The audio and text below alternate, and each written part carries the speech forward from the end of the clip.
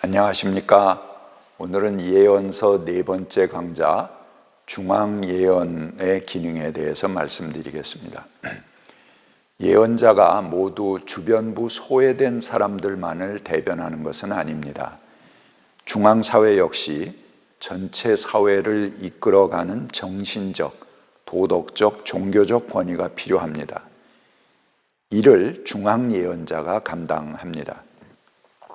중앙예언자는 중앙사회, 즉 정부나 조정이 예언자의 지지 집단이 되는 경우를 말합니다. 몇 가지 사회 기능을 갖게 됩니다. 첫 번째는 사회를 보호하는 기능이 있습니다. 중앙예언자는 그 사회를 유지하는 기본 이데올로기를 생산합니다. 그리고 다른 이데올로기들로부터 방어해내는 역할을 감당합니다. 어느 집단이든지 사회나 국가가 존립하는 마땅한 이유가 반드시 필요합니다. 중앙예언자는 사회의 중심 이념을 생산하고 지켜나갑니다. 나다는 다윗 왕조 이데올로기를 만들어서 영원한 다윗의 후손에서 왕이 나올 것이다.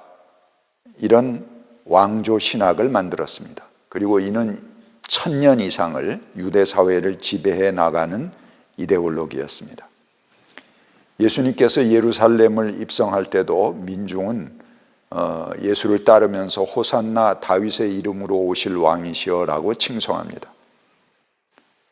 우리는 이 다윗 왕조 이데올로기가 그때까지 계속된 것을 알 수가 있습니다. 이명박 정부가 처음에 집권하고 스스로 실용적 정부다 그렇게 기치를 들고 나왔습니다. 이는 이데올로기로부터 자유하겠다는 뜻이었습니다. 사회의 중심 기조를 어떤 이념으로 삼기보다는 경제적 실용성을 중요한 핵심으로 삼겠다는 각오로 이해했습니다. 원래 중앙의 집권자는 사회의 안정을 유지하는 것이 주된 기능입니다.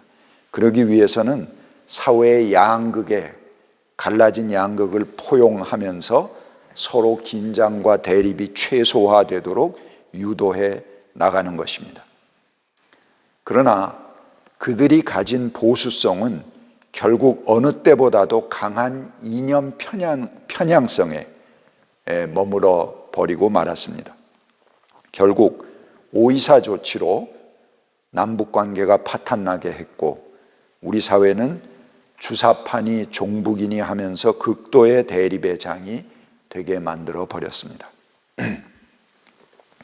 두 번째, 중앙예언자는 중요한 정치적 결정에 신적인 지지를 부여하는 역할을 합니다.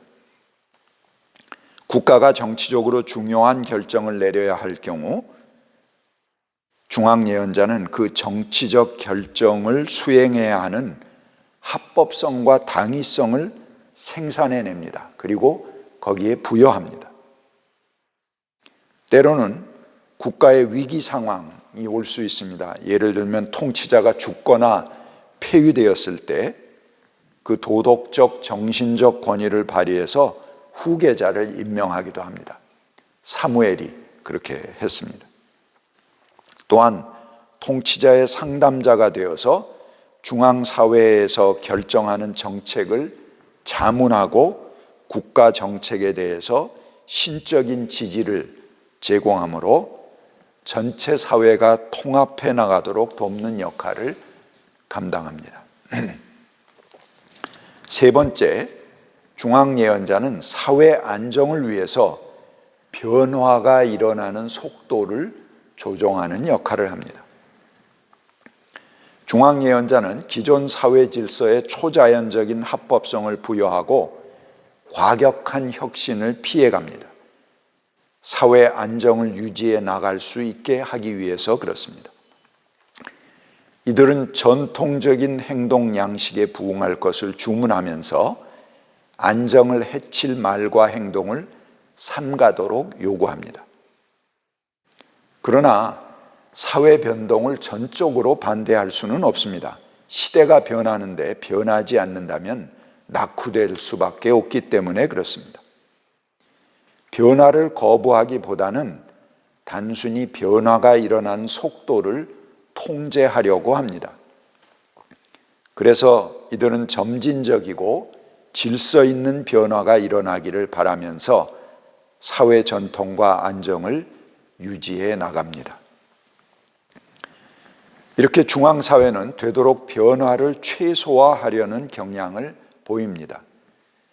그러기에 웬만큼 민주화된 사회 아니면 기득권이 교체되기란 쉽지 않습니다.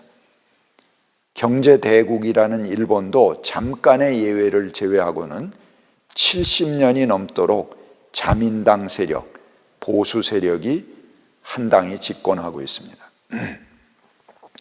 한국 사회도 김대중 노무현 정부를 제외하면 해방 후 계속 이념을 앞세워 통치에 이용하는 극우적 세력들이 지배해 왔습니다.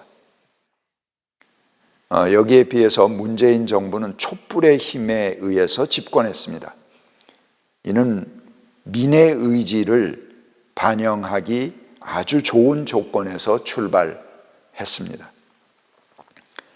하지만 정권이 출발하면서 촛불의 주역이었던 민주노총이나 시민사회의 진보적 성향의 정당들과는 명백한 선긋기가 진행되었습니다. 남북 문제를 풀어가고자 했지만 여전히 미국의 품에서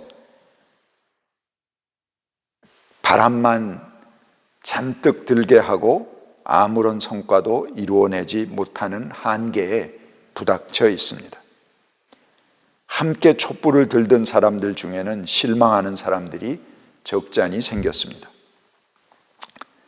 사드 문제, 노동 문제, 원자력 환경 문제 등에서 후보 때의 공약과는 다르게 후퇴했습니다. 하지만 문재인 정부가 변절했다며 흥분할 필요는 없습니다. 섭섭한 감정은 보다 냉철한 이성으로 방향을 잡아가야 합니다. 이것은 개인의 변절이나 인격의 문제로 비화해서 서로의 감정을 상하게 할 일은 아닙니다. 이런 변화는 사회적 역할이 바뀌고 기능이 달라지는 데서 오는 변화라는 사회적 명제들을 이해해야 합니다. 지금 문재인 정부가 적극 추진하고 있는 검찰개혁은 예전 정부들이 몇 차례 실패해온 우리 사회의 가장 어려운 난제이기도 합니다. 남북 문제도 국제적인 여건이 따라오지 못해서 그렇지 문재인 정부의 의지는 확고한 것으로 보입니다. 개혁에 역행하는 쪽으로 나가는 것이 아니라면 오히려 보다 성숙한 조건을 갖추는데 힘을 모으고 합해가야 할 것으로 생각됩니다. 네 번째, 사회 결속을 유지하는 것을 중요한 기능으로 합니다. 사회가 어느 특별한 문제를 놓고 50대 50, 백중지세로 나누어져 있다면 중앙사회는 특정 의견을 표명할 수가 없습니다. 중앙예언자들이 어느 쪽을 손들어 줄 수 없다는 것이죠. 그리고 그 사회도 앞으로 나갈 수 없게 됩니다. 혼란이 계속됩니다. 만약 중앙예언자가 백중지세 상태에서 어느 한쪽의 의견을 든다면 사회의 일치를 가져올 수 없는 혼란이 계속될 수 있기 때문에 그렇습니다.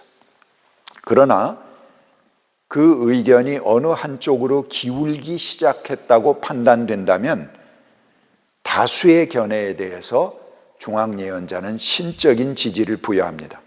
그래서 사회가 앞으로 나아갈 수 있게 사회의 일치를 강화해 나갈 수 있도록 돕습니다.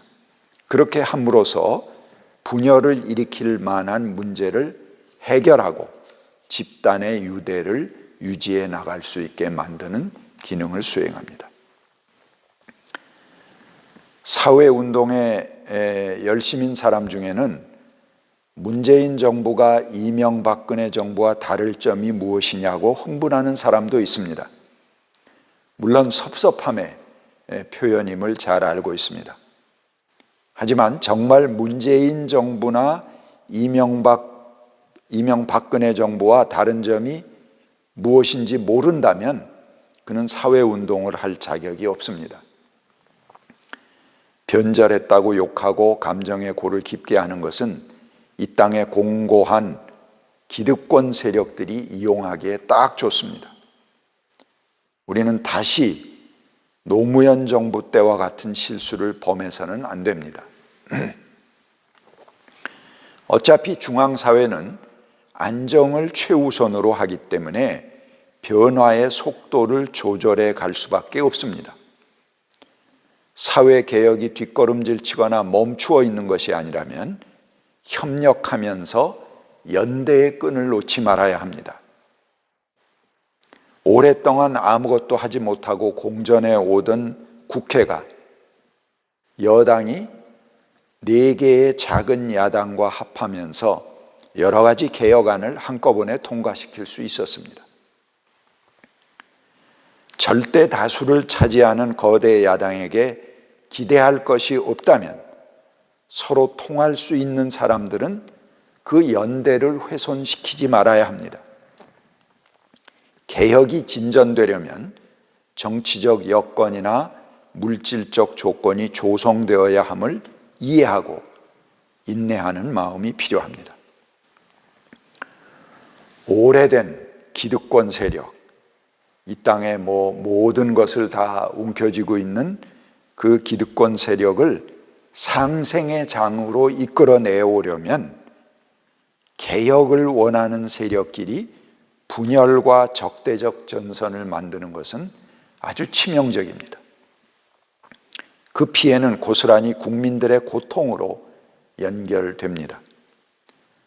다중사회 속에서 가까이 해야 할 사람들과 불필요한 감정을 일으키는 것은 적폐 세력을 손들어주고 돌이킬 수 없는 역사의 죄인이 되기 쉽습니다. 감사합니다.